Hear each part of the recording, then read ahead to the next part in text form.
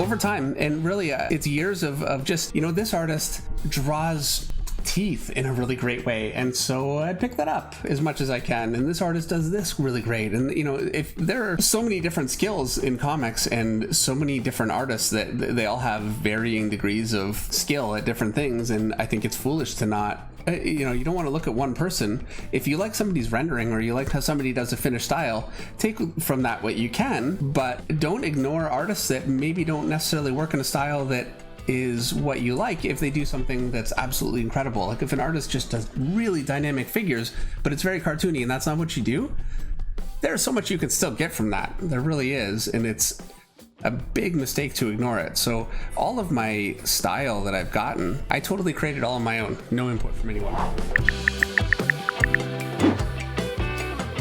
It came naturally and is intentional. It came naturally in the sense that I copied from artists that I liked so much that, you know, their work would obviously influence my work, and if I'm gonna take a little bit from this artist and a little bit from that artist, eventually it kind of molds together in something that's different than any of their work, so that becomes a style. And so that's actually kind of natural, but then it's intentional too, because I'm really picking influences that I think work with the kind of look that I'm trying to get. So, but it's, you know, finding a style, I don't think if you are trying to find a style just by thinking, gee, what do I want my art to look like, and you really sit and have deep thoughts about that, I don't think that's an effective way to find a style.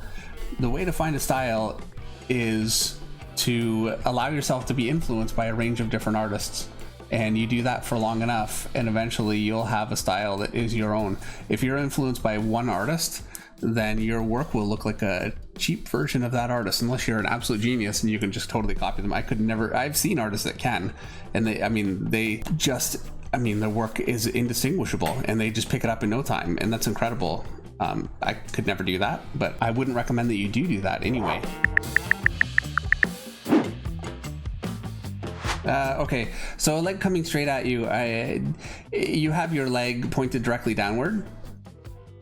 That's just it. We'll just draw the upper leg here.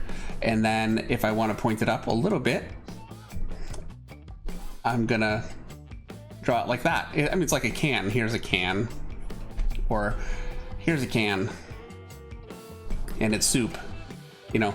And so for my leg, if I wanted to come even higher, I would just shorten it even more.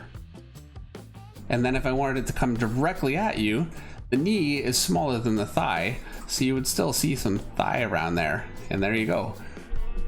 That's really all there is to it. And then, you know, I'd attach my lower leg to that if you wanted to have it bent. A thing that really helps for me is if you go a little bit harder with your shapes instead of too round, that can really help. So for this shape, it's a harder shape. And you really want to accentuate, because I've got this kind of a shape here and this shape here, you want to make sure that that comes across in your foreshortened shape very, very clearly, and that really helps. And, you know, for this shape, it's not just a circle, you know. But then, so here's what I'm going to do. I'm going to draw my knee. I'm going to make it dark because it's the easiest, and this is how Frank Frazetta always did it. And if Frank Frazetta did it, then it's right.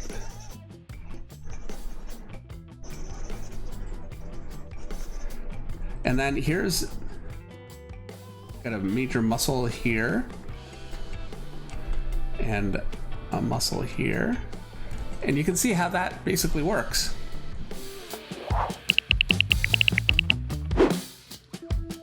My favorite book of all time for buildings is Gotham by Gaslight by Mike Mignola. So, you know, maybe give that one a try.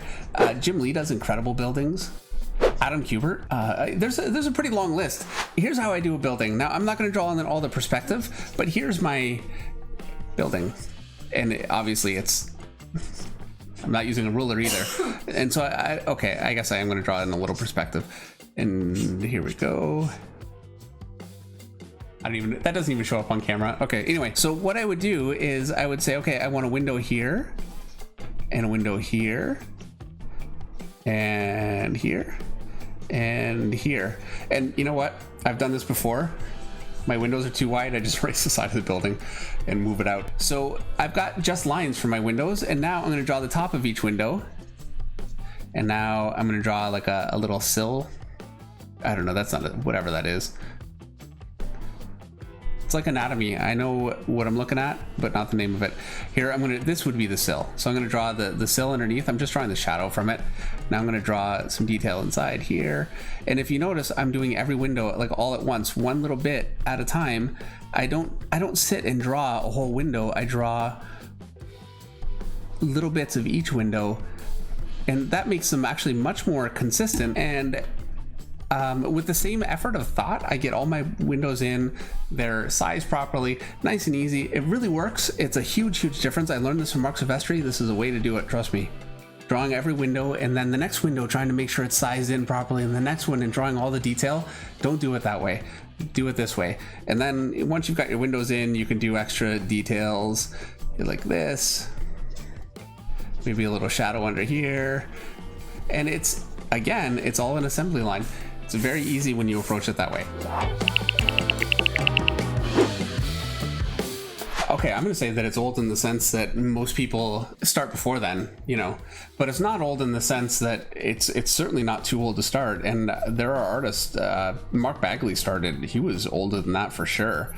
Steve McNiven was a school teacher for quite a while before he decided to start drawing seriously. And so, yeah, no, it is not too old to start. The biggest impediment to starting old is not some kind of brain atrophy that makes it impossible for you to do it or makes it more difficult. It's not that at all. What it is it's just much more difficult. It's like trying to finish university when you have a full-time job. That's why it's hard.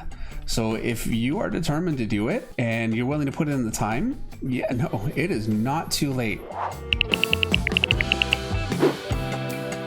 So you start, here's your leg, for instance, and there's nothing but just a simple outline, and so it looks flat. But then if my light's coming from here, let's say, that doesn't even show up on the screen. It's not showing up here. From here, then the first thing that I would do is put in line weights. And I don't really do this enough, but I definitely have it in my head. And I would say until you're comfortable, this is what you want to do. As the lines that are away from the light on the side that's away from the light are going to be thicker. And as they curve away from the light, they also get thicker. And then you want to make sure to accentuate any connection points. That's a connection point. That's a connection point. So I want to make sure that's accentuated. And then I can go thinner here. It's kind of curving up toward the light a little bit, and then thicker here. It's away from the light again. And here I've got another connection point. So I want to make sure that's very defined. I could even break up lines between them. I wouldn't do that on the side away from the light, and then here I'm going to curve under, so that'll go a little thicker here. I'm going to curve under here, that'll go a little thicker. I've got a connection here, so I want to make sure that's clear.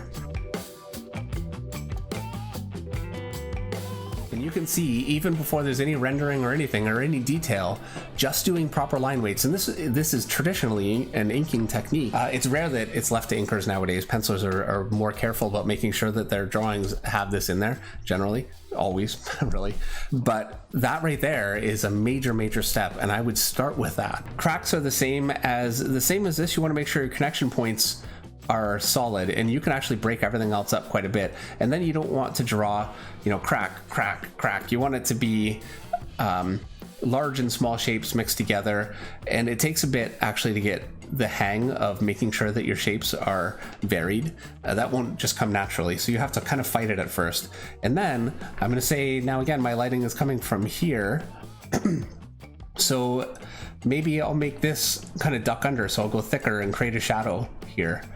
And then I'm going to shore up that connection here. I know I want it thicker here. And I'm going to go thicker toward the bottom of it too, because it's coming away from the light. And then I want to make sure not to go too thick toward the top. I can just slowly start putting them together. I can actually create a little ridge just by not drawing all the way to that line, and it's like leaving a little bit of negative space there. That can really work. It's a technique I like quite a bit. I use it all the time.